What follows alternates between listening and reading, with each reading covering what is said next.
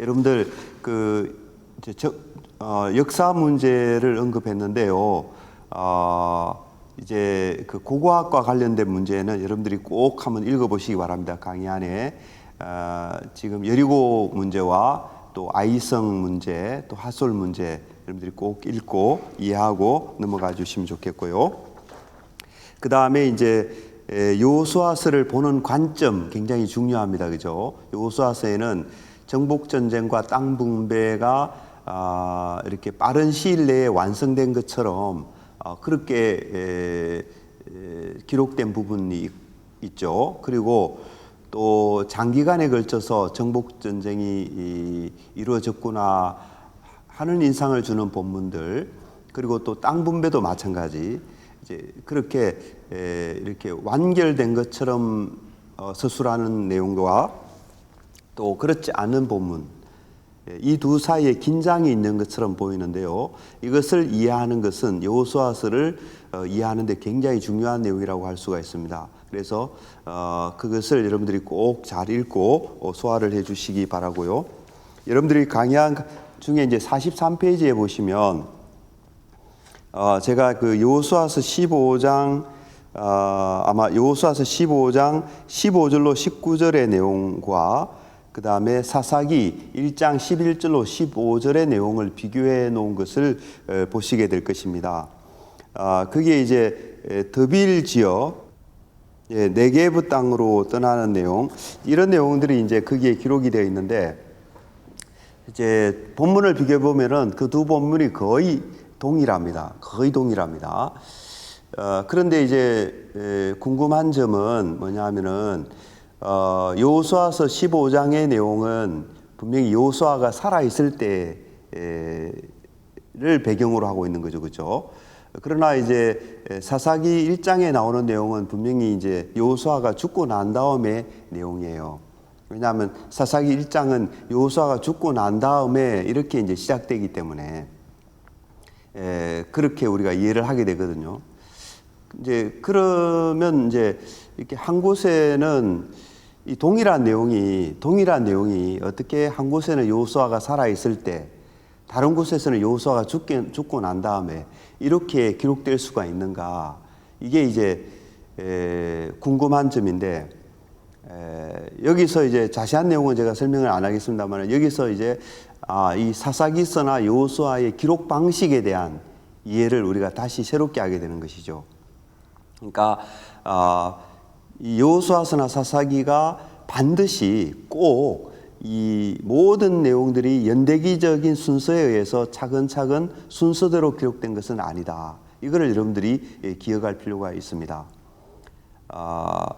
경우에 따라서는 이제 어떤 주제와 관련하여서, 그죠? 책의 어떤 주제와 관련해서 필요할 경우에 연대기적 순서를 벗어나기도 한다.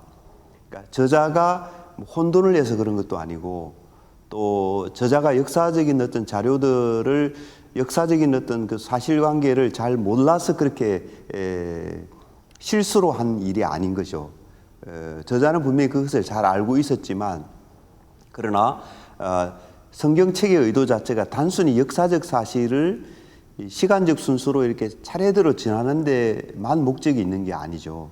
그러니까 지난번에 말씀드렸던 것처럼 선지적인 메시지를 전하는, 하나님의 뜻을 계시하는 데 거기에 중심이 가 있다 보니 그것을 이제 글의 형태로 드러내기 위해서는 때로는 연대기적 틀을 벗어나는 경우들이 있다라는 것이죠. 그래서 여러분들 그런 점에 오해가 없어야 됩니다. 그래서 이것을 이제 제대로 받아들이지 못하면 이제 이렇게 책에 긴장이 있다, 뭐 충돌이 일어난다, 대조를 이룬다. 여러분들 대조라고 하면 하나는 옳고 하나는 뭐 틀렸다, 이런 개념으로 가는 거잖아요. 그러니까 뭐가 더 역사적 사실에 근접하고 뭐가 더 이렇게 역사적 사실과는 동떨어졌다, 이런 식으로 가게 되거든요. 근데 그런 것은 이제 기록자의 기록 방식에 대한 오해에서 오는 것이다. 그것을 여러분들이 꼭 기억을 해 주시면 좋겠습니다. 필요에 따라서는 연대기적 틀을 넘어서서 이제 메시지를 전달하는 데 초점을 두고 주제를 전개시키고 발전시키는데 초점을 두다 보니 그러한 기록 형태가 나타날 수 있다. 이것을 꼭 기억을 해 주시기를 바랍니다. 자, 그 다음에 여러분들이 가지고 계신 그 강의안 뒤로 넘어가서 52페이지. 그래서 이 미결과 완결의 긴장처럼 보이는 이것을 우리가 신학적으로 어떻게 이해해야 되느냐. 그 부분은 그 전에도 여러분들 굉장히 이제 이렇게 설명을 하나하나 여러분들이 잘 읽어보셔야 돼요. 꼭 읽어보셔야 됩니다. 그러나 이제 그걸 다 읽으면은 시간이 너무 많이 가기 때문에 넘어가서 이제 신학적인 함의 이 부분으로 가서 보도록 하겠습니다.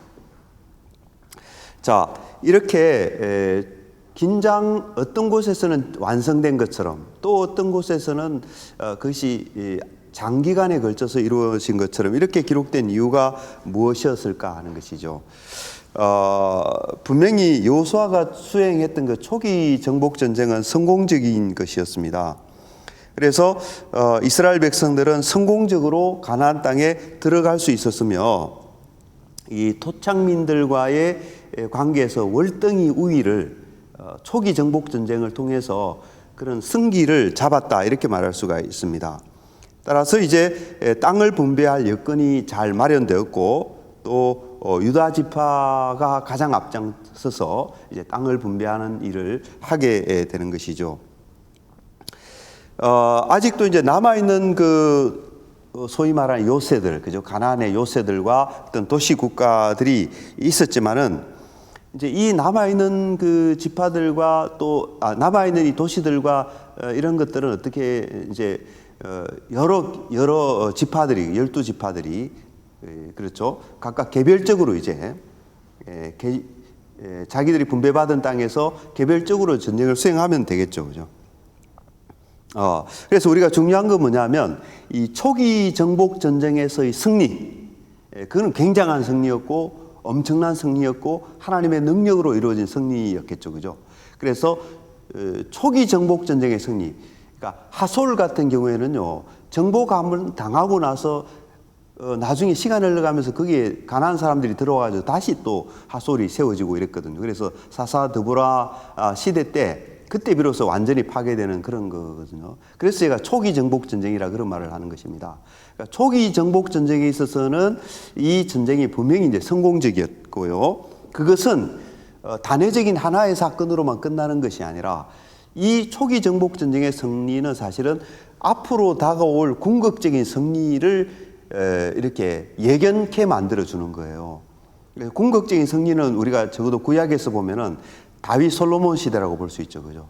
다윗이 이제 이 주변 민족들을 다 정복해버리고 다윗 왕국을 건설하지 않습니까? 그래서 이 여호수아가 이루어낸 이 초기 정복 전쟁의 승리는 사실은 다윗을 통해서 이루어지게 될 그 완전한 승리를 이렇게 앞당겨 보여주는 그것을 예견하게 만들어주는 그런 면에서 어떤 예언적인 성격이 있는, 그죠? 그런 어떤 중요한 의미를 갖는 사건이다라는 것이죠. 그죠? 뭐 이런 비유를 들어도 될 것 같아요. 그러니까 출애굽 사건이 예수 그리스도 안에서 이루어지는 구원 사건을 예표하는 거잖아요. 그죠? 그 구원 사건, 더 나아가서 종말에 가서 이루어질 그 어떤 최종적인 구원 사건을 또 보여주기도 하는 거거든요. 그죠? 애굽 백성들에게 임한 그 심판은 종말에 있을 그 심판을 또 이렇게과 연결되어 있는 것이고요. 그렇죠? 그렇게 보는 거죠. 그렇게 보면은 이 정복 전쟁에 있어서 여호수아가 이루어낸 그 초기의 정복 전쟁의 승리는 단순히 거기서 끝나는 것이 아니고 이게 왜냐하면 하나님이 일으키는 사건이다라는 거죠. 역사에서 우발적으로 이루어지는 하나의 그런 어떤 우연적인 사건이 아니라 역사를 주관해 가시는 하나님께서 그 계획 가운데 이루어진 그런 초기 정복 전쟁의 승리이기 때문에 이 승리는 이 다윗과 골리앗의 전쟁 속에서 또 다윗이 블레셋 사람을 완전히 정복하는 그 승리 속에 또 완전히 이루어지고 이런 어떤 구속사적인 관점 속에서 이해해야 된다라는 것이죠, 그죠? 이런 점을 이제 그래서 이런 것을 이제 볼 때 우리는 역사를 어떻게 바라보느냐. 일반 세속 역사가들이 바라보는 관점과는 전혀 다르죠. 그죠? 우리는 믿음의 안목으로 역사를 바라보는 것입니다. 믿음의 안목으로. 여러분들 그러니까 믿음을 갖지 않는 사람들에게는 이해될 수가 없는 부분이 있어요. 그죠? 믿음을 가지고 그 믿음의 관점에서 역사를 바라보고 역사가 기록되고 있는 거예요. 그죠? 그래서 이것을 이제 전혀 믿음을 갖지 못한 사람들이 이것을 바라봤을 때는 그들에게는 잘 이해가 되지 않는 것이고 또 그렇게 되는 것이죠. 그죠? 예. 아마 저는 이렇게 생각합니다. 세속 역사가들이 아무리 연구를 많이 하고 아무리 깊이 연구를 했다 하더라도 그들에게 그려지는 역사적 모습은 이 성경이 그려내고 있는 이 역사적 모습과 다를 수밖에 없어요. 다를 수밖에 없어요. 오늘 우리가 같은 하늘 아래에서 이 땅을 살고 있어도 믿음을 가진 사람들이 이 세상을 바라보고 해석하는 방식과 믿음을 갖지 않고 이 세상을 바라보고 해석하는 사람들 사이는 엄청난 다르지 않습니까? 마찬가지인 거예요. 마찬가지인 거예요. 이 정복전쟁이라는 이 사건을 하나님의 관점에서 믿음의 안목 속에서 바라보고 기록한 것과 전혀 그렇지 않고 어떤 단순히 세상적인 관점으로 그것을 바라보았을 때는요, 어떻게 되겠어요, 여러분들? 그 양자 사이의 간극이라고 하는 것은 굉장히 크다라고 하는 거예요. 그래서 이것을 잘 모르기 때문에 그렇게 이 부분에 대한 혼란이 많고 오해가 많고 그렇다 이렇게 생각이 됩니다. 자, 그런 것을 그 여호수아서는 처음부터 뭡니까? 이렇게 하나님의 약속에 성취되어서 정복 전쟁이 일어나는 것이다. 이런 어떤 약속의 성취라는 관점에서 역사를 바라보는 거죠, 그죠? 예, 그것을 놓쳐서는 안 되고요. 그래서 이제 이 조상에게 맹세하여 그들에게 주리라 한 땅을 이 백성에게 차지하게 하리라. 그러니까 조상에게 맹세하여 주리라 한 땅, 그 땅인 거예요. 그 땅을 얻는 것이 뭡니까? 정복전쟁인 거죠. 그러니까 뭐죠? 아브라함과 이삭과 야곱에게 주기로 약속하신 그 약속이 이루어지는 그런 성격을 갖는다. 이런 어떤 믿음의 안목을 가지고 이 여호수아에 기록된 역사를 바라보고 해석을 해야 된다 하는 것이고요. 그 다음에 또 한 가지는 뭐냐면 여호수아는 그런 믿음의 안목을 가지고 기록하고 그 관점을 가지고 있는데 그것을 표현함에 있어서 문학적인 어떤 그런 도구들이 사용되는 것이죠. 그죠? 여기서 이제 저는 이런 표현을 했는데 고대 근동 지역이 그러니까 결국 이스라엘 사람들도 고대 근동의 어떤 문화 속에 있는 사람들이잖아요. 그들의 표현법이라든지 그런 것과 이제 이렇게 내용은 다르다 할지라도 표현법 이런 것은 이제 같은 언어를 사용하고 있고 같은 문화권에 있기 때문에 그런 어떤 그런 공통분모가 있을 수 있죠, 그죠? 그래서 외형적인 공통분모라 저는 그렇게 이야기를 합니다만은 이제 그 중에 하나가 뭐냐면은 이 승리의 어법이라고 하는 거 있죠. 고대 근동에서는 이렇게 전쟁에서 이겼을 때 그 승리를 극대화해서 표현하는 그런 방식이 있어요. 그렇죠?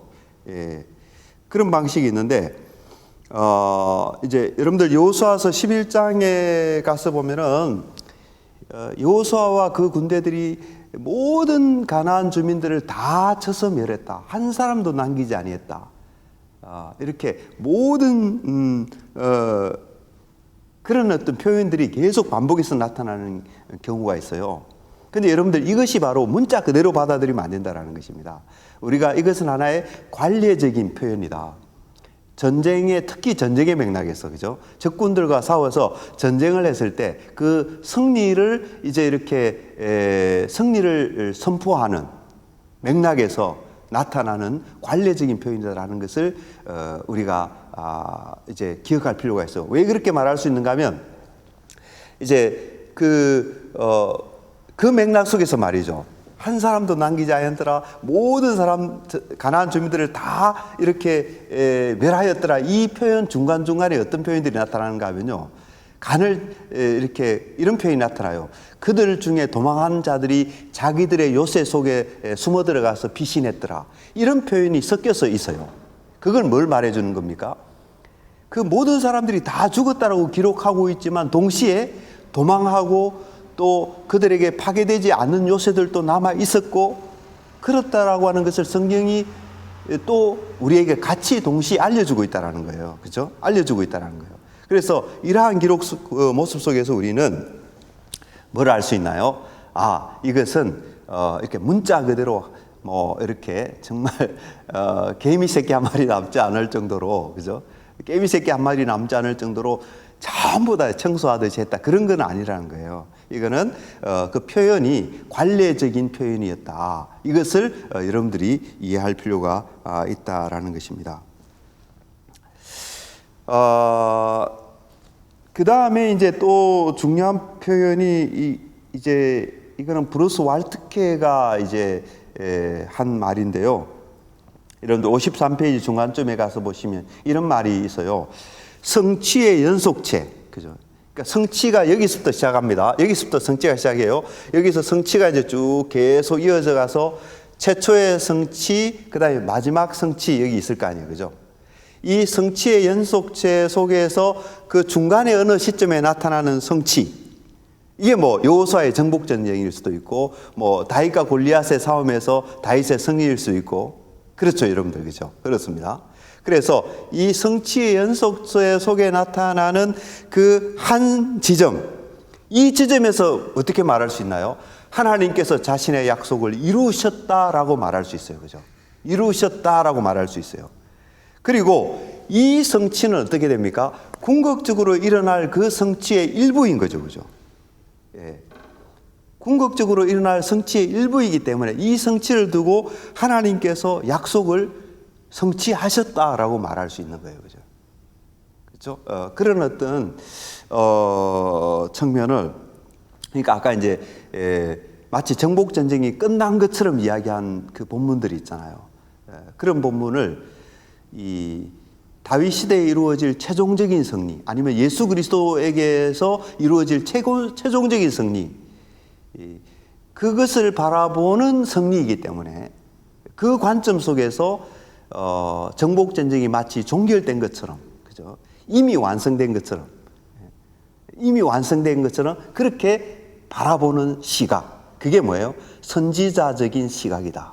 선지자적인 안목이다. 이렇게 우리가 이해를 하게 되고 여호수아서를 그런 관점으로 우리가 바라봐야 된다 하는 것이죠.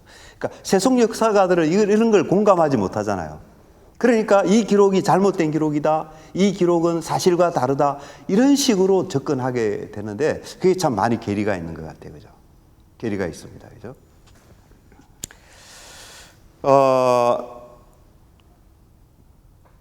예, 그 밑에 나오는 이제 그 다음에 53페이지 제일 밑에 내려가서요. 정복 전쟁과 땅 분배의 미결 문제가 다루어지는 부분들이 있잖아요. 예, 여기에서는 인간의 활동이 부각되는 것입니다. 그래서 땅 분배에 보면 특별히 그렇죠, 그죠? 땅 분배에 가서 보면은 인간의 활동 부분이 강조되는데 갈렙의 활동이라든지 뭐 그 뭡니까? 이 산지를 내게 주소서 이러면서 갈렙이 여호수아에게 요구하잖아요, 그죠? 그런 인간의 활동, 그 다음에 갈렙의 사위 온니엘과 또 온니엘의 아내였던 그 누굽니까? 악사. 악사가 적극적으로 자기 아버지에게 이 땅을 달라고, 우물을 달라고 요구하지 않습니까? 이런 적극적인 어떤 그런 모습. 그 다음에 특별히 또 슬로바스의 5 딸들이 말이죠. 이게 참 놀라운 일 아닙니까? 이때만 하더라도 굉장히 가부장적인 그런 사회고, 여성들은 어떻게 보면은 이제 이렇게 굉장히 소극적인, 또 사회에서 많이 제약이 따랐던 그런 시대잖아요, 그죠? 그런 시대거든요. 우리나라 이시조선 시대에 여러분들 아시잖아요, 그죠? 그런 상황인데 이 땅 분배하는데 주로 남성들이 말이죠. 집에 가장들이 하는 일들 아니겠어요? 그런데 여호수아서에 놀라운 것은 뭐냐면은 이 여성의 신분, 슬로보아스의 5 딸들이 나와서 자신들의 기업을 얻는 데 있어서 적극적으로 동참하는 모습이 거기에 기록이 되어 있다라고 하는 거예요. 이런 점들을 우리가 매우 우리에게 매우 인상적인 것이죠. 제가 언급드린 그 사람들은요, 나이 그리고 성별의 한계, 또 어떤 지리적 군사적 제약 이런 것을 뛰어넘어서 땅을 얻는 일에 어떻게 했습니까? 아주 적극적으로, 그리고 아주 용기 있게, 소극적으로 아주 이렇게 두려워하면서 이런 것이 아니라 아주 적극적으로 용기 있게 나섰던 그런 인물들이었다라는 것이죠. 그리고 지파 차원에서는 유다 지파와 요셉 집안의 활동이 아주 돋보이죠, 그죠?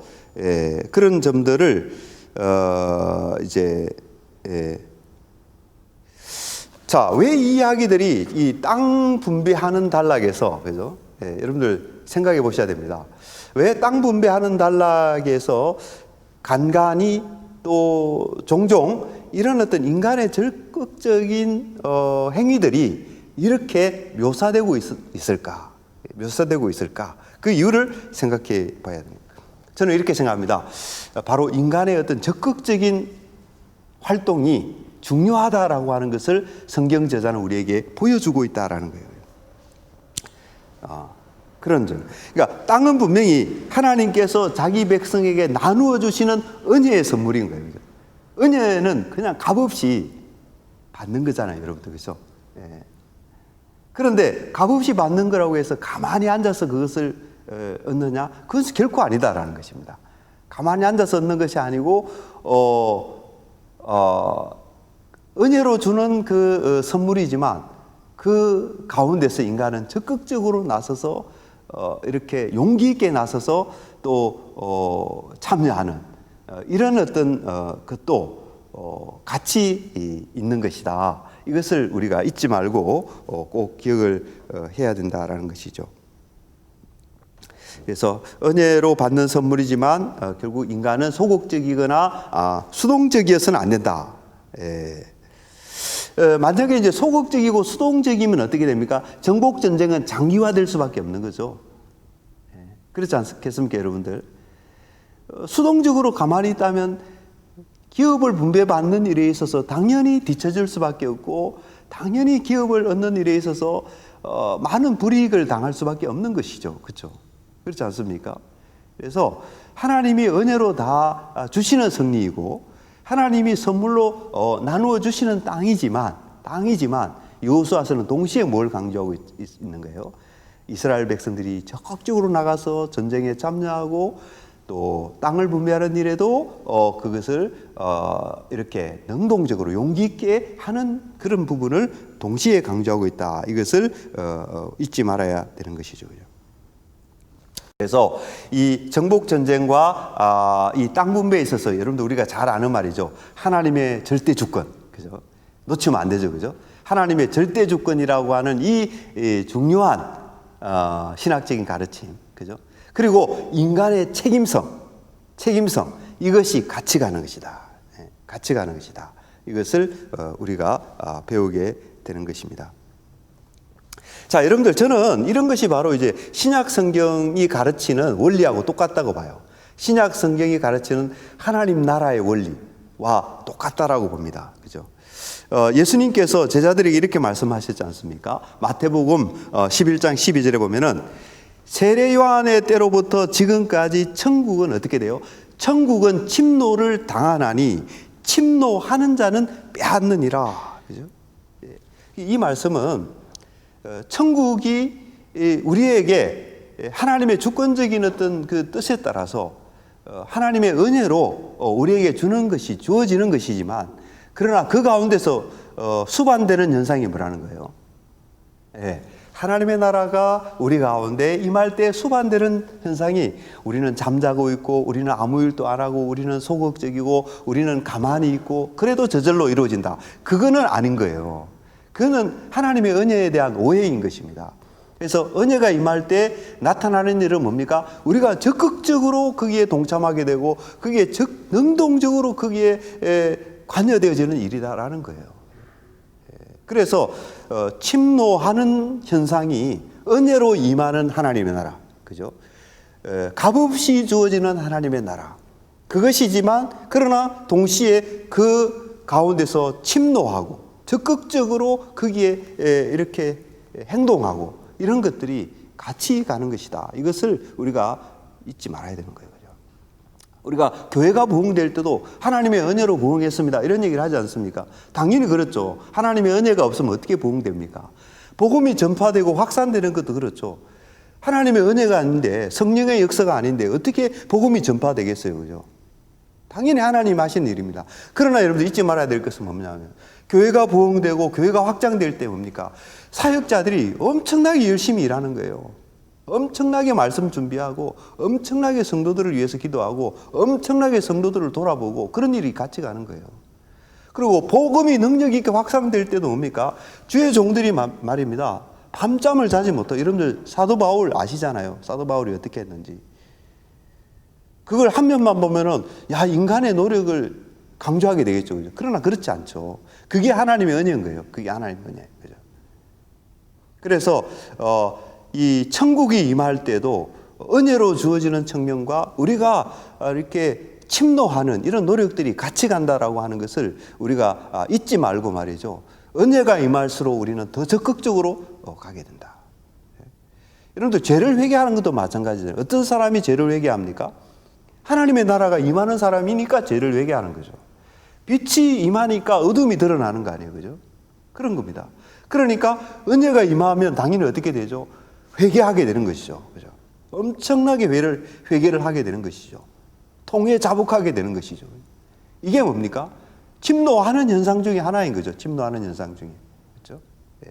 그래서 이 항상 하나님의 나라가 임할 때는 인간의 적극적인 활동과 인간의 능동적인 참여가 같이 맞물려서 돌아가는 일이다라고 하는 것을 잊지 말아요. 그래서 저는 여호수아가 정말 너무나도 놀라운 책이라고 생각됩니다. 여기에 하나님의 나라의 원리가 들어있는 거예요. 그죠? 그래서 우리가 충돌처럼 보이는 것이 뭡니까? 사실은 우리가 보고 하나님 나라에 대해서 우리 이야기할 때 어떻게 이야기해요? 이미와 아직을 이야기하잖아요. 그죠? 이미 천국이 이 땅에 임했지만 그러나 그 이미 임한 천국이 또 아직 우리가 성취되어야 될 부분이 있다. 이렇게 이제 이 양면성을 같이 이야기하고 있잖아요. 양면성을 이야기하고 있는 거예요. 그렇죠? 여호수아도 그런 관점에서 기록되고 있다라고 하는 거죠. 하나님의 승리가 이미 주어졌지만 초기의 정복 전쟁은 최종적인 승리를 담보하는, 보증하고 담보하고 확인시켜주는 물정인 거죠. 정표인 거죠. 여리고 전쟁이 무너진 것은 최종적인 승리에 대한 도장과도 같은 거예요. 그래서 이미 이루어진 거예요. 그러나 그 가운데서 뭡니까? 우리는 또 아직 안 이루어진 측면도 있는 거죠. 그래서 인간이 적극적으로 그 싸움에 동참하기 위해서 하나님이 주시는 최종적인 승리를 우리가 이루어낸다라고 하는 것이죠. 그래서 저는 여호수아가 놀라운 책이라고 생각합니다. 신약과 구약은 따로 떨어진 책이 아니라 하나로 연결되어 있다라는 거죠. 여호수아서 내에 하나님 나라의 원리가 들어있는 거예요. 그죠? 사실은 이 가나안 땅이 어떤 땅입니까? 가나안 땅이 이 하나님의 나라가 세워질 곳이잖아요. 그래서 이 정복 전쟁은 사실은 하나님 나라를 건설하기 위한 전쟁인 거예요. 전쟁인 거예요. 그래서 오늘날 우리의 시각에서 이 전쟁을 해석하면 어떻게 됩니까? 오늘 우리의 전쟁은 뭡니까? 복음을 전거함으로써 복음이라는 무기를 들고 이 세상을 정복해 가잖아요. 정복해 가서 하나님 나라를 세우게 되는 그런 거하고 그런 관점에서 우리가 이해를 해야 된다라는 것이죠.